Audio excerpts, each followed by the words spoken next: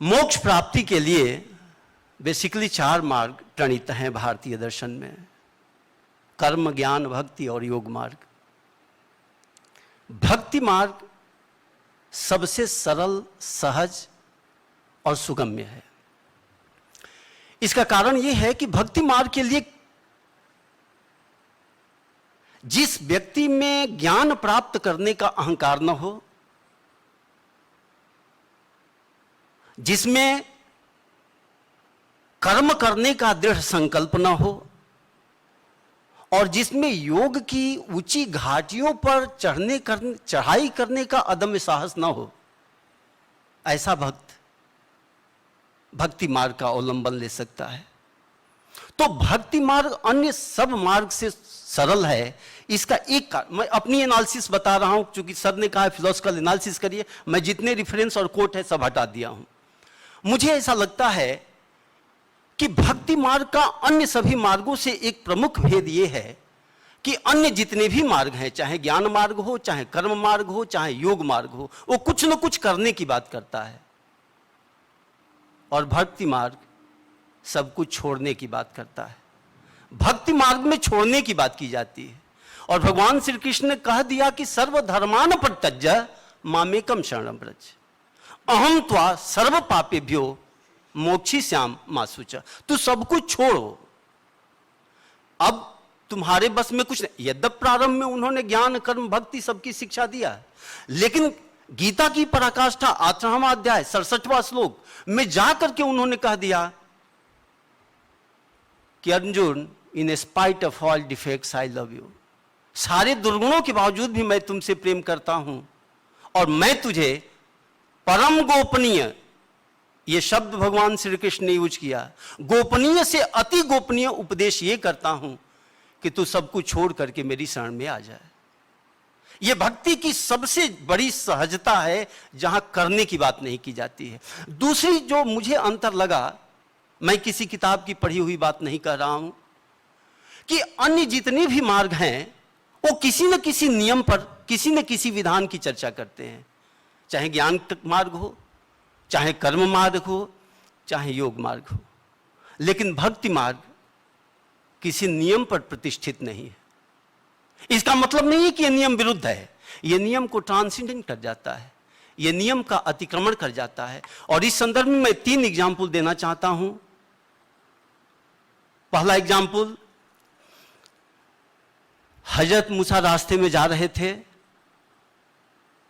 और गैरिया था, वो अपनी मौज में चिल्ला रहा था कि या खुदा तुझे भूख लग रही हो तो मैं भेड़ों के दूध दूकर तुझे पिला दूं, या खुदा तुझे ठंड लग रही हो तो मैं भेड़ों के ऊन से तुम्हारे लिए कंबल बुन दूं, तुम्हारे बाल बिखरे हों तो उन बालों में मैं कंघा कर दूं। ये सुनकर हजरत मूसा बहुत गुस्सा कर गए और उन्होंने गैरिया से कहा कि ये गैरिया, तुम ये क्या बकवास कर रहे हो? क्या खुदा को भूख लगती है जो तुम्हें भेड़ों की दूध दूकर पिलाओ? क्या खुदा के बाल बिखरे हुए हैं जो तुम्हें कंघा करने की जरूरत है? क्या खुदा को ठंड लगती है? और जब उसने गैरिया ने ये देखा कि हजरत मूसा हैं और उस समय मोसेस बहुत बड़ी शक्ति थी, तो वो डर गया और डर करके भागा। आप सब जानते ही हैं, ये कहानी नहीं है, ये उनके जीवन की घटना है। और उसी समय रेवलेशन होता है, उसी समय दैवीय आकाशवाणी होती है कि ये मूसा, तूने मेरे भक्त को मुझसे जुदा कर दिया, जो मुझसे बड़े ही प्रेम से बातें कर रहा था। तुम्हें क्या अधिकार है कि मेरे और भक्त के बीच में आकर के और किसी नियम और विधान की बात करते? अब इसके लिए तुम्हें कन्फेशन करना पड़ेगा, प्रायश्चित करना पड़ेगा। और आप सब जानते ही हैं कि हजरत मूसा फिर भागे गैरिया के चक्कर में कि गैरिया कहाँ गया? वो एक कंदरा में छिप गया था, और वहां जाकर के हजरत मूसा ने कहा कि गैरिया, तुम सही कह रहे हो, खुदा को भूख भी लगती है, तुम भेड़ों के दूध दूह कर उन्हें पिला दो। खुदा को ठंड भी लगती है, तुम भेड़ों के ऊन से उनके लिए कंबल बिन दो, उनके बाल भी बिखरे हुए हैं। मैं कहता हूं कि भक्ति का कोई नियम नहीं होता है, भक्ति सारी नियम, सारी मर्यादा, सारी सीमाओं के ऊपर चला जाता है। जब तक विधान है, प्रेम का कोई रास्ता नहीं होता है, कोई मार्ग नहीं होता है कि किस मार्ग से हम वहां पहुंच पाते हैं। भक्ति की कई डिफिनीशन दी गई, मैं सब छोड़ दे रहा हूं। एक मुझे बहुत अच्छी बात लगी जो मानस में, रामचरितमानस में, अयोध्या कांड में भगवान तुलसीदास जी ने कहा है कि भक्त होता क्या है। धर्मन अर्थन काम रुचि, गति न चहूं निर्वाण, जन्म जन्म रति राम पद, यह वरदान। मुझे कुछ नहीं चाहिए भगवान। भरत जी ने भगवान राम से कहा कि मुझे कुछ नहीं चाहिए, केवल इतनी आशीर्वाद दीजिए कि जब भी जन्म लूं आपकी चरण में ही पड़ा रहूं, मुझे और कुछ नहीं चाहिए, बस आपके चरण में ही अनुरत बनी रहे। अब मैं रामानुज, मेरा बेसिक पेपर रामानुज जी के ऊपर ही है, मैं उन्हीं के ऊपर आता हूं ब्रीफ में। कि रामानुज ने जो भक्ति की बात कही है, उन्होंने सिंपल रूप में ये कहा कि ईश्वर के प्रति परम अनुराग हो। ईश्वर का, उन्होंने ज्ञान की पराकाष्ठा भक्ति कहा है, और कहा है कि परा ज्ञान और परा भक्ति में कोई अंतर नहीं होता है। जब ईश्वर का ज्ञान होता है तभी हमारे अंदर भक्ति होती है, भक्ति जागृत होती है। और आगे चल करके उन्होंने भक्ति को श्री भाष्य में ध्रुवा स्मृति कहा है। और ध्रुवा स्मृति का अर्थ होता है, ध्रुवा का अर्थ होता है निरंतर, तैल धारावत, अविच्छिन्न, हर क्षण अपने उस पीर को या खुदा को हर क्षण याद रखना, और उसमें कोई किसी प्रकार का व्यवधान न हो, यह ध्रुवा स्मृति होती है। सूफियों ने कहा है कि एक पल के लिए, एक पल, एक मिनट नहीं, एक पल के लिए भी अपने पीर से जुदा हो जाना एक बहुत बड़ा गुनाह है, बहुत बड़ा गुनाह है। तो भक्त होता है वो क्षण, हर क्षण अपने मन को उस आराध्य में लगाए रहता है। कर से कर्म करो विधि नाना, ध्यान रहे जहां कृपा निधाना। तो शरीर से सारे कर्म करता है, लेकिन शरीर से सारे कर्म करते हुए भी मन को एकांग रूप से अपने आराध्य में लगाए रहता है, ये भक्ति होती है। भक्ति के लिए, ये ध्रुवा स्मृति के लिए दो चीजें बहुत जरूरी है, मुझे ऐसा लगता है। मैं गलत होऊंगा तो आप लोग मुझे करेक्ट करिएगा, यदि कोई भक्त मुझे करेक्ट करेगा मुझे बहुत खुशी होगी। पहली चीज ये है कि भक्ति तब तक नहीं हो सकती है, पूर्ण रूपेण अहेतुकी भक्ति, जब तक ईश्वर के दिव्य स्वरूप का ज्ञान न हो जाए। होगी भक्ति, लेकिन जिसे हम भक्ति कहते हैं वो ईश्वर के दिव्य स्वरूप के ज्ञान के बाद ही होता है, और वहीं पर भक्त अपने आप को समर्पण करता है। भगवान श्री कृष्ण में अर्जुन कहता है भगवान श्री कृष्ण से अंत में कि नष्टो मोह स्मृति लब्धा तत्प्रसादात अच्युतम स्थितो अस्मि गत संदेह करिष्ये वचनम च। मेरे मन के सारे संकोच दूर हो गए, मेरी स्मृति आ गई है, अब मैं सब देख रहा हूं कि सही क्या है, गलत क्या है। अतः अब देखिए, जो अर्जुन हमेशा प्रश्न करता रहा, अर्जुन कोई मूर्ख नहीं था, अर्जुन ज्ञानी भक्त था। अर्जुन का जो समर्पण था वो अज्ञानतावश नहीं था, ज्ञान पूर्वक समर्पित था। इसीलिए भगवान श्री कृष्ण गीता में कहते हैं कि भक्त तो सभी प्रिय हैं, लेकिन भक्तों में जो ज्ञानी भक्त होता है वो मुझे सर्वाधिक प्रिय होता है। मैं उसके हृदय में रहता हूं, वो मेरे हृदय में रहता है। तो देखिए, भक्ति के लिए जो सबसे बड़ी चीज होती है वो ईश्वर के दिव्य स्वरूप का ज्ञान प्राप्त हो जाना। और दूसरी चीज जो उससे भी बड़ी होती है वो होती है एकांगता, पूर्ण रूप से एकांग हो जाना। इसी को गीता में कहा गया अव्यभिचारी अनन्य योग। अव्यभिचारी अनन्य योग का मतलब होता है, अव्यभिचारी डायरेक्ट होता है ज्ञान, डायरेक्ट नॉलेज, इमीडिएट। और ऐसी स्थिति में जब डायरेक्ट ज्ञान होता है तब भक्त अपने आप को ईश्वर पर समर्पित करता है। यहां पर कुछ चीजें मैं गायब कर रहा हूं, ब्रीफ में बता करके, डिटेल में पेपर में है कि रामानुजाचार्य ने श्री भाष्य में भक्ति के दो रूप माने हैं, साधन भक्ति और साध्य भक्ति। साधन भक्ति को उन्होंने पुनः दो भागों में विभक्त किया है, भक्ति और पराभक्ति, और साध्य भक्ति को उन्होंने परमा भक्ति कहा। यह श्री भाष्य की मैं बात कर रहा हूं, मैं अन्यत्र की बात नहीं कर रहा हूं। हर एक आचार्य, हर एक मनीषी, हर एक संत का अपना अपना अनुभव होता है और उसके अनुसार वो अपना अपना विश्लेषण करता है। भक्ति उन्होंने कहा कि यह प्रारंभिक अवस्था होती है जब भक्त संसार से विमुख होकर अपने मन को ईश्वर की ओर लगाता है। यह प्रारंभिक अवस्था होती है और इसके लिए अष्टांग योग का सहारा लेता है। यह श्री भाष्य में रामानुजाचार्य ने स्वयं कहा है। फिर आगे वो कहते हैं कि जब उसका अंतःकरण साफ होता है तब उसके अंदर ईश्वर का परोक्ष ज्ञान होता है, भले एक सेकंड के लिए ही क्यों न हो, होगा, ऐसा होता है। और जो भी साधक बैठे हैं, इसमें बहुत सारे साधक बैठे हैं, मैं उनको बता दूं कि विज्ञानमय कोश की अवस्था में ईश्वर का ज्ञान होता है। जब तक ज्ञान नहीं होगा आपका मन संसार के प्रति पूर्णतया विमुख नहीं होगा। आप चाहे लाख उपदेश करते रह जाएं, भक्ति पनप नहीं सकती है। तो जब ईश्वर का परोक्ष ज्ञान होता है तो यहां से पराभक्ति दूसरी अवस्था शुरू होती है। और जब ईश्वर को देख लेता है तब संसार से विमुख होकर ईश्वर के लिए ही केवल चाहता है और कोई चीज वो नहीं चाहता है। और इसी तर्पण में,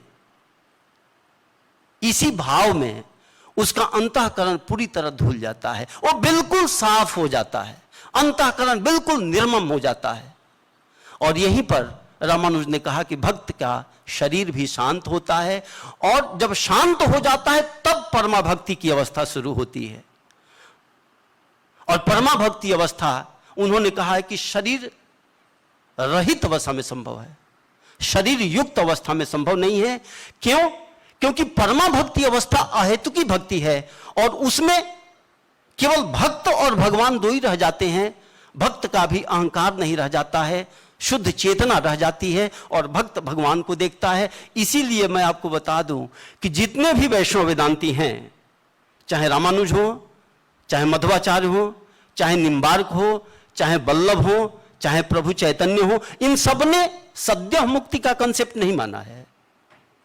जो ज्ञान मार्गी हैं वो तो सद्य मुक्ति को मानते हैं, लेकिन जो भी भक्ति मार्गी हैं वो सद्य मुक्ति को नहीं मानते हैं। ये क्रम मुक्ति का कंसेप्ट देते हैं कि शरीर शांत होने के बाद जीव सर्वप्रथम ब्रह्मलोक, ईश्वर लोक जाता है, सालोक्य, और उस लोक में जाते ही उसके समान ऐश्वर्य का भोग करता है, शास्त्री, फिर उसकी निकटता ग्रहण करता है, सामीप्य, फिर उसके रूपों को ग्रहण करता है, सारूप्य, और अंत में सायुज्य, अर्थात अपने अहम को फना कर देता है, चेतना। मैं जब क्लास में पढ़ाता हूं बच्चे समझ नहीं पाते हैं, मैं एक उदाहरण देता हूं, आप सबके बीच भी उसको प्रस्तुत कर रहा हूं। ये अवस्था जो सायुज्य मुक्ति की अवस्था होती है वो इस तरह की अवस्था होती है जैसे जैसे मां के गर्भ में बच्चा हो, मां के गर्भ में बच्चा हो, बच्चे की आइडेंटिटी तो है, अहंकार नहीं है।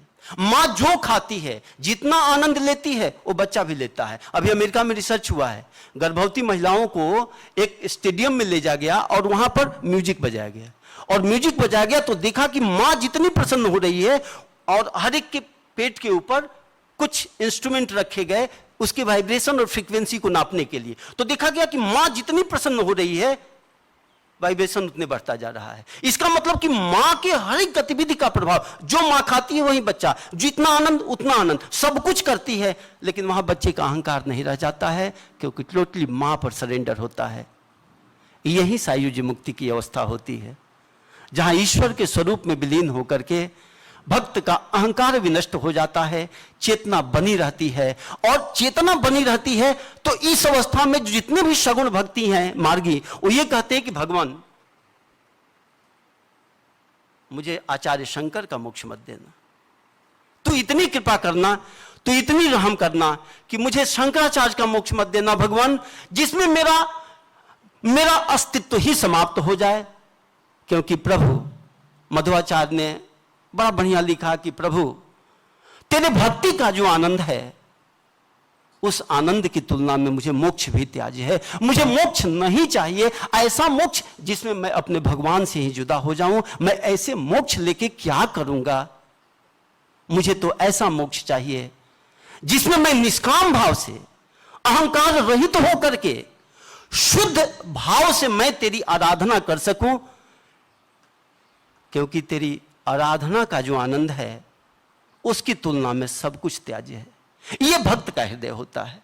इसलिए यहां पर आकर के रामानुज ने कहा कि यह भक्ति साध्य भक्ति होती है, बाकी अन्य जितनी भक्ति थी वो सब साधन भक्ति थी। इसलिए उन्होंने कहा कि साध्य भक्ति साधन नहीं है, बल्कि साध्य भक्ति स्वयं मोक्ष की अवस्था है। इसी को अणुव्याख्या में व्यास तीर्थ ने 3 शब्दों का प्रयोग किया है: भक्ति, पक्व भक्ति और परिपक्व भक्ति। तो भक्ति की अवस्थाएं आती हैं। और चीजें मैं गायब कर रहा हूं क्योंकि इसको अनन्य भक्ति गीता में कहा गया और कई चीजें कही गई। मैं थोड़ी सी ब्रीफ में ये बताता हूं कि भक्त में होना क्या चाहिए। हम कैसे मानेंगे कि हम भक्त हैं? क्या मंदिर में चले गए, भजन हो रहा है, सुन लिए, वाह वाह वाह वाह हो गया, क्या यही भक्ति की पहचान है? ना। कुछ चीजें मैं ब्रीफ में आपको बता रहा हूं। पहली चीज जो भक्त में होती है, अंतःकरण की शुद्धता। गोस्वामी जी ने कहा कि निर्मल मन जनसो मोहि पावा, मोहि कपट छल छिद्र न भावा। यदि 1% भी आपके मन में गंदगी है, चाहे अहंकार हो, गंदगी मतलब अहंकार और आसक्ति, तब तक आप ईश्वर के दरवाजे पर नहीं पहुंच सकते हैं। इसी को श्रीमद् भागवत में कहा गया कि भगवान केवल निश्चल और निर्मल हृदय से ही प्रेम करते हैं, अन्य सब विडंबना मात्र। दूसरी चीज, भक्ति के लिए ईश्वर के प्रति अटूट आस्था का होना जरूरी है। यदि आप में 1% भी मन में संशय है तो फिर भक्ति नहीं हो सकती है। इसको पूर्ण एकांगता कहते हैं। तीसरी चीज अनन्यता और निष्ठा। अनन्यता नहीं है तो भक्ति नहीं हो सकती है। भक्त केवल ईश्वर की तरफ, जैसे छोटा बच्चा होता है मां की तरफ देखता है, भक्त भगवान की तरफ देखता है, क्योंकि वो जानता है कि मैं कुछ कर नहीं सकता हूं, जो करना है वो इन्हीं को करना है। इसीलिए भक्त कहता है कि तू अगर नवाज दे तो ये तेरा कर्म है, तू अगर नवाज दे, तू कृपा कर दे तो ये तेरा तो स्वभाव है कृपा करना, वरना तेरी रहमतों की बदला मेरी बंदगी नहीं है। यदि कोई ये चाहता है कि मैं बंदगी करके खुदा को प्राप्त कर लूं तो भ्रम में है। ये तो उसकी मां की रहम होती है कि बच्चे का पालन करती है, बच्चे के कष्ट में उसे गोद में उठाती है। ये मां की रहम है, अहेतु की कृपा है। बच्चा चाहे कि मां का ऋण अदा कर सके, नहीं कर सकता है। चौथी चीज है अहंकार।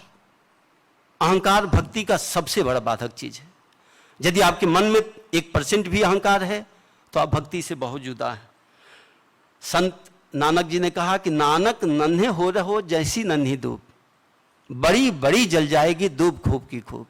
और इसी को एक संत ने कहा कि जो बंदा खुदी से जुदा हो गया, जो बंदा खुदी से जुदा हो गया, जानो खुदा हो गया। तो जब तक अहंकार है बड़ी दूरियां हैं, वो सही चीज नहीं होती है। आगे मैंने ये भी दिखाया है कि भक्त की अवस्थाएं क्या होती है, कैसे जाती हैं। एक और भी बड़ी चीज है कि जब तक संसार के प्रति अनुराग है आपके मन में, और तब तक भक्ति पनप नहीं सकती है। तो आपको चुनना है तो एक ही को चुनना पड़ेगा, या तो संसार को चुनिए या फिर ईश्वर को चुनिए। कल हमारे शेखावत साहब ने बड़ी अच्छी बात कही थी कि परीक्षा ले रहे थे गुरुजी अर्जुन जी, और कई बेर परीक्षा ले आए, और परीक्षा लेकर के वो केवल यही देख रहे थे कि संसार के प्रति मोह है कि मेरे लिए ये चाहता है। यदि मुझे चाहता है तो ऐसी स्थिति में भक्त किसी नियम और विधान का पालन नहीं करता है, बल्कि सब कुछ छोड़ करके उस भक्त के लिए सब कुछ करता है। एनीवे, जो मेरा पेपर का फाइंडिंग्स है, ये भी जो मैं अब बातें कह रहा हूं, ये मेरे स्वयं अपना बौद्धिक विश्लेषण पर आधारित है। किसी किताब में मैंने पाया नहीं, और यदि आप लोग पाए होंगे तो आप मुझे रिमार्क करिएगा। अब मेन समस्या जो मेरे पेपर का है वो है कि भक्ति और प्रपत्ति में क्या अंतर है, क्या दोनों एक ही है या दोनों में अंतर है। और मैं भट्ट साहब से पूरी तरह एग्री हूं कि रामानुजाचार्य ने भक्ति और प्रपत्ति को कहीं भी एक नहीं कहा है, नहीं कहा है। और प्रपत्ति के लिए जो 6 साधन आते हैं, आनुकूलस्य संकल्पः, प्रतिकूलस्य वर्जनम, रक्षिस्य तिथि विश्वासो, गोप्तृत्व वर्णम, आत्मनिक्षेप, कार्पण्य, षड विद्या, शरणागति। ये श्री भाष्य में है ही नहीं। ये मैं इसका उदाहरण देख रहा था तो ये भक्ति, हरि भक्ति विलास 2:11-7-6-7 में ये मिलता है। ये षड विद्या शरणागति की चर्चा ये श्री भाष्य में नहीं है, बल्कि हरि भक्ति विलास में ये 6 विद्याएं मिलती हैं। अनुकूल से संकल्प सब जानते हैं, ईश्वरीय या गुरु की इच्छा के अनुरूप हो उसको करने का संकल्प करना। प्रतिकूल से वर्जनम, जो उनकी इच्छा के प्रतिकूल हो उसको न करने का संकल्प करना। रक्षित से तिथि विश्वास हो, भगवान रक्षा करेंगे ऐसा दृढ़ विश्वास होना चाहिए। यह बहुत ही जरूरी है महाविश्वास कि भगवान रक्षा करेंगे। बच्चे को हम उछालते हैं, छोटा बच्चा होता है, हम उछालते हैं और जितने तेज उछालते हैं वो बच्चा उतने प्रसन्न होता है। उसको ऐसा नहीं लगता है कि मैं गिर जाऊंगा, मेरा हाथ पैर टूट जाएगा, क्योंकि वो जानता है कि मेरी रक्षा करने वाला कोई है। उसी तरह जो भक्त होता है वो ईश्वर के प्रति दृढ़ आस्था रखता है, परम विश्वास रखता है। उसके मन में 1% भी संशय नहीं रहता है कि मेरा कोई कुछ भी संसार में बिगाड़ सकता है। जाको राखे साइया, मार सके नहीं कोई, बाल न बंका कर सके जो जग बैरी हो। रहस्य तो रक्षित से तिथि विश्वासो, गोप्तृत्व वर्णम का अर्थ होता है भगवान को रक्षक स्वामी के रूप में वर्णन केवल विश्वास करने से नहीं होता है, वर्णन भी करिए, उस अवस्था में भी जाइए। आत्मनिक्षेप समर्पण होता है, यही शरणागति है। और कार्पण्य, मुझे लगता है कि ये जो कार्पण्य का भाव है यही भक्ति से प्रपत्ति को अलग करता है। कार्पण्य समर्पण तो है, लेकिन समर्पण कई तरह का होता है। यहां कार्पण्य कह के भक्त ये कहता है कि जो तुम्हारा समर्पण है वो दीनता पूर्वक होनी चाहिए। और दीनता पूर्वक समर्पण कैसा होना चाहिए, एक उदाहरण मैं आपको देता हूं। आप सब संत बैठे हुए हैं यहां पर। एक दास था, गुलाम, वो मालिक के द्वारा पकड़ लिया गया। दीनता पूर्वक समर्पण क्या होता है ये बता रहा हूं। उसके मालिक ने कहा कि ये बताओ कि तुम खाओगे क्या। तो उस गुलाम ने कहा कि मालिक जो तुम खिलाओगे। कहा तुम पहनोगे क्या। कहा जो तुम पहनाओगे। कहा तुम सोओगे कहां। कहा जहां तुम सुलाओगे। तब उस मालिक ने कहा कि क्या तुम्हारी कोई अपनी इच्छा नहीं है। उसने कहा मालिक, गुलाम की कोई इच्छा नहीं होती है, भक्त होता है, भक्ति के लिए गुलामी स्वीकार करना पड़ता है, आपको अपने आप को बेचना पड़ता है। भक्त प्रपत्ति जो शरणागति है, शरणागत में भक्त भगवान के समक्ष अपने आप को बेच देता है। जब तक बिका न था कोई पूछता न था, जब तक बिका न था कोई पूछता न था, तूने मुझे खरीद कर अनमोल कर दिया। जब वो खरीद लेता है तो वही भक्त अनमोल हो जाता है। अब प्रश्न ये उठता है कि तब भक्ति और प्रपत्ति का अंतर कैसे करेंगे। मैंने 4-5 अंतर किया है जो आप सब। पहली चीज जो है वो भक्ति में, कि भक्ति में ईश्वर साक्षात्कार का भय रहता है, हमेशा हमें भगवान का दर्शन हो जाए। ये भक्त के मन में अंत तक नहीं जाता है, अंत तक नहीं जाता है, ये भाव रही जाता है। इसीलिए श्री भाष्य में लिखा गया कि शरणागति हेतु मुक्ति हेतु नहीं है। शरणागत में कोई भाव नहीं रहता है, प्रपत्ति में यह भाव नहीं रहता है। प्रपत्ति में तो गुलामी स्वीकार कर लिया, अपने आप को बेच दिया, और बेचने के बाद कोई इच्छा नहीं रह जाती है। भक्त की इच्छा रहती है, उसकी इच्छा खत्म हो जाती है। दूसरी चीज यह है कि जो भक्ति होती है वो नवधा भक्ति की चर्चा अक्सर हम सुनते हैं। श्रीमद् भागवत में भी भक्ति की चर्चा आती है, नवधा भक्ति की, संत भाव, दास्य भाव, सख्य, वात्सल्य आदि आदि आदि। इनमें जो प्रपत्ति होती है वो केवल एक भाव में होती है, और वो है दास, गुलामी। सख्य भाव में प्रपत्ति नहीं हो सकती है। सरेंडर हमेशा गुलाम करता है। भक्ति में भी कोई ना कोई भाव रह जाता है, लेकिन गुलामी स्वीकार करने के लिए दासत्व को स्वीकार, इसीलिए संत तुलसीदास, कबीर दास, रे दास, ये जितने भक्त हुए हैं महान, वो सब अपने आप को गुलामी को स्वीकार कर लेते हैं। तो जो प्रपत्ति होती है, मुझे ऐसा लगता है कि प्रपत्ति नवधा नहीं होती है, बल्कि प्रपत्ति में कहीं ना कहीं से दासत्व भाव रह जाता है, और वही भाव प्रमुख होता है। तीसरी चीज कि जो भक्त होता है, यहां भक्त का मैं साधन भक्ति से चर्चा कर रहा हूं, जो भक्त होता है उसके मन में सूक्ष्म रूप से अहंकार अवशिष्ट रह जाता है। यह बात थोड़ी अजीब लग रही होगी, लेकिन मैं उदाहरण देता हूं कि भक्त ईश्वर दर्शन का भाव रह जाता है। कभी कभी भक्त को ऐसा लगता है कि मुझे ईश्वर बहुत, हनुमान जी को, नारद को कई बार ऐसा लगा कि भगवान मेरे हो गए, मेरे ही हैं, मेरे अलावा कुछ के नहीं है। नारद बहुत बड़े भक्त थे, लेकिन उनको यह अहंकार हो गया। तो सूक्ष्म रूप से अहंकार रहता है, प्रपत्ति में अहंकार खत्म हो जाता है, क्योंकि जब तक अहंकार है तब तक प्रपत्ति हो ही नहीं सकती है। चौथी चीज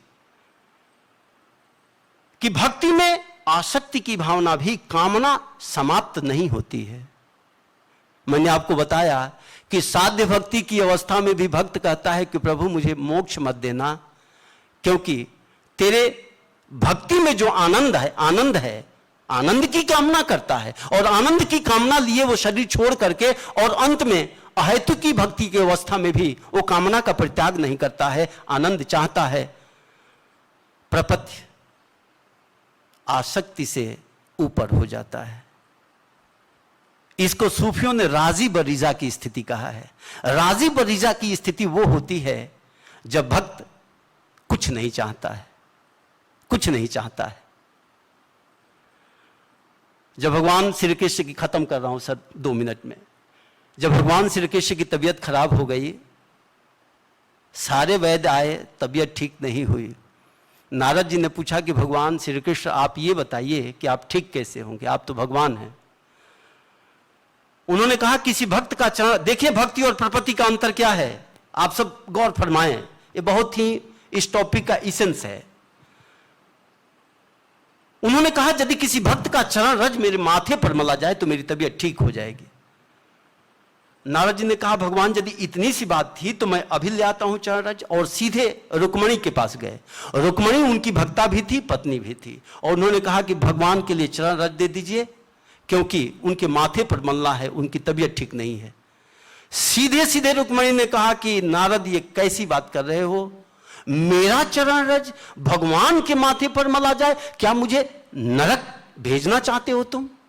मैं चरण रज नहीं दे सकती हूं, वो चरण रज जो भगवान के माथे पर मला जाए, तुम चाहे जो ले लो, लेकिन ये चीज मुझसे नहीं हो सकता है।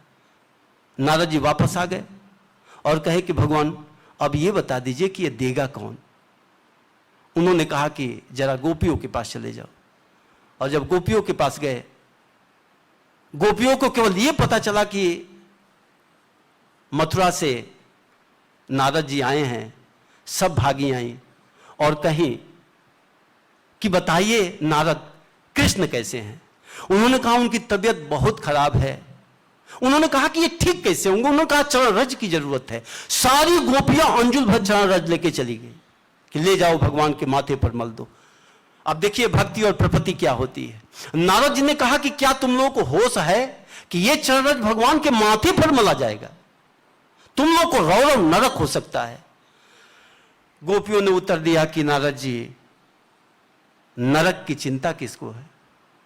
चिंता तो इस बात की है कि उस प्रभु की तबीयत ठीक हो जाए। यदि उनके तबीयत ठीक होने में यदि नरक भी जाना पड़े तो हम नरक कबूल करते हैं। ये प्रपत्ति होती है जहां भक्त कुछ नहीं चाहता है और इसी को राजी बरीजा। वो भक्त केवल ईश्वर की प्रसन्नता, ईश्वर की खुशी में अपनी खुशी महसूस करता है, अपनी कोई बात नहीं रख सकता है। यहां पर डॉक्टर ऋषि, ये बस सर कंक्लूड कर रहा हूं सर। यहां पर कोई भक्त, ये आखिरी पैरा है सर। यहां पर कोई भक्त ये क्लेम कर सकता है कि समर्पण में भी समर्पण का अहंकार हो सकता है। मैंने ये दिखाने का प्रयास किया है कि समर्पण में समर्पण का जब तक भाव है तब तक समर्पण है ही नहीं। समर्पण में समर्पण के भाव का भी पराभव हो जाता है। और इसकी एक बहुत बढ़िया उदाहरण देकर के मैं अपनी बात को समाप्त करता हूं। हजरत मूसा के बारे में आप लोग जानते ही हैं कि खुदा से उनकी हमेशा बात चलती थी। जैसे हम आपसे बात करते हैं, मोजेस की डायरेक्ट खुदा से बात चल रही थी। एक समय की बात है कि खुदा ने मूसा से पूछा कि ये मूसा, क्या तू ये चाहता है कि मैं तेरा हो जाऊं? मूसा ने कहा नहीं। तब खुदा ने कहा कि अच्छा, तो तुम ये चाहता है कि तू मेरा हो जाए? मूसा ने कहा नहीं। तब खुदा ने कहा कि मूसा, तू चाहता क्या है? न ये चाहता है कि तू मेरा हो जाए, न ये चाहता है कि मैं तेरा हो जाऊं, तो तू चाहता क्या है? मूसा ने कहा कि मालिक खुदा, मैं तो ये चाहता हूं कि मेरी रजा तेरी रजा में फना हो जाए, मेरी कोई रजा ही नहीं रह जाए। मालिक तेरी रजा रहे और तू ही तू रहे, बाकी न मैं रहूं न मेरी आरजू रह जाए। ये होता है प्रपत्ति। तो मुझे ऐसा लगता है, मैंने जो अपना सोचा वो आप सबके, अच्छा बहुत सी चीजें जो कल कही जा चुकी है उसको रिपीटेशन करना अच्छा नहीं था, तो इसीलिए ब्रीफ में, ये पेपर लंबा है लेकिन ब्रीफ में मैंने अपनी बातें रखा। यदि आप सब कुछ सुझाव देंगे तो मैं उत्तर तो नहीं दूंगा, क्योंकि इसमें उत्तर देने की कोई स्थिति नहीं होती है। मैं उस सुझाव को अपने में मेंशन जरूर करूंगा। आप सबको बहुत बहुत धन्यवाद।